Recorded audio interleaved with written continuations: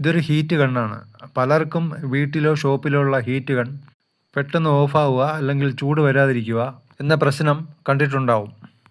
ഒരു heat gun പ്രവർത്തിക്കാത്തതിൻ്റെ സാധാരണ കാരണം അത് എങ്ങനെ എളുപ്പത്തിൽ ശരിയാക്കാം എന്നതാണ് ഇന്നത്തെ വീഡിയോ.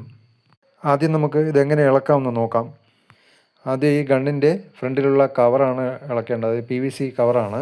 ഇത് ക്ലോക്ക് വൈസിലൊന്ന് ട്വിസ്റ്റ് ചെയ്ത് പുള്ളി ചെയ്ത് കഴിഞ്ഞാൽ ഈ കവർ ഇളകി വരും.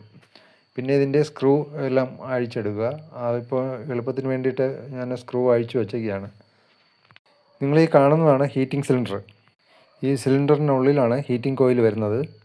അതിൻ്റെ പുറകിലായിട്ടാണ് മോട്ടർ പിടിപ്പിച്ചിരിക്കുന്നത്. ആ മോട്ടറിൻ്റെ ഷാഫ്റ്റിലാണ് എക്സോസ്റ്റ് ഫാൻ ഉള്ളത്. കുഞ്ഞ് എക്സോസ്റ്റ് ഫാനും മോട്ടറുമാണ്. ഈ ഗണ്ണിൽ പവർ സപ്ലൈയും മോട്ടറും വർക്ക് ചെയ്യുന്നുണ്ട്, പക്ഷേ ചൂടാവുന്നില്ല. അതാണ് ഇതിൻ്റെ പ്രശ്നം. ഇതിന് പ്രധാനമായിട്ട് 3 കാരണങ്ങളാണ് ഉണ്ടാവുക. ഒന്നാമത്തത് ഹീറ്റിംഗ് കോയിൽ പ്രോബ്ലം, അടുത്തത് സ്വിച്ച് അല്ലെങ്കിൽ wire damage. Power supply of ചെയ്തതിന് ശേഷം മാത്രമേ ഈ ഹീറ്റിംഗ് കോയിൽ റിപ്പയർ ചെയ്യാൻ പാടുള്ളൂ.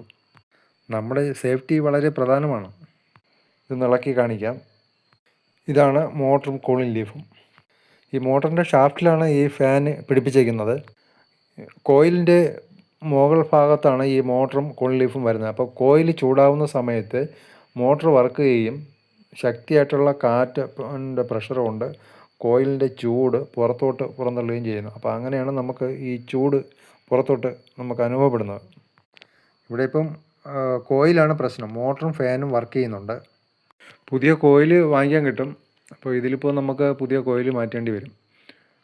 എന്നാൽ മാത്രമേ ഇതിപ്പോൾ ചൂടാവാത്തത് കോയിലിൻ്റെ പ്രശ്നം കൊണ്ടാണ്. ഇതിപ്പം മോട്ടറും കൂളിംഗ് ലീഫും വർക്ക് ചെയ്യുന്നത്. ഇത് മോട്ടർ എൻ്റെ നമ്പർ കാണാൻ പറ്റുന്നത് പ്രകാശം അടിക്കുന്നുണ്ടായിരിക്കാം. അപ്പോൾ ഈ കോയിൽ എങ്ങനെയാണ് ഈ സിലിണ്ടറിനകത്തിരിക്കുന്നതെന്ന് നമുക്ക് നോക്കാം. ഇത് കണ്ടോ, ഈ സിലിണ്ടറിനകത്ത് കോയിൽ പ്രസ് ചെയ്ത് അകത്തോട്ട് വെച്ചേക്കുകയാണ്. കറക്റ്റായിട്ട് അവിടെ ഇരുന്നോളും. അവിടെ വേറെ ലോക്കൊന്നുമില്ല. ഇതിൻ്റെ പുറത്താണ് ഇതിനോട് ചേർന്നാണ് നമുക്ക് നമ്മളെ മോട്ടറും കൂളിംഗ് ലീഫും വരുന്നത്. അപ്പോൾ ആ മോട്ടറും കൂളിംഗ് ലീഫും വരുന്ന ഭാഗം നമ്മൾ ഇതിലൂടെ ചേർത്ത് സ്ക്രൂ വെച്ച് മുറുക്കുകയാണ് ചെയ്യുന്നത്. ഇത് കണ്ടോ, ഇതെൻ്റെ കോയിലാണ്. അതിൽ ഇങ്ങനെയാണ് വരുന്നത്. ഇത് പുറത്തെടുത്ത് കാണിക്കാം.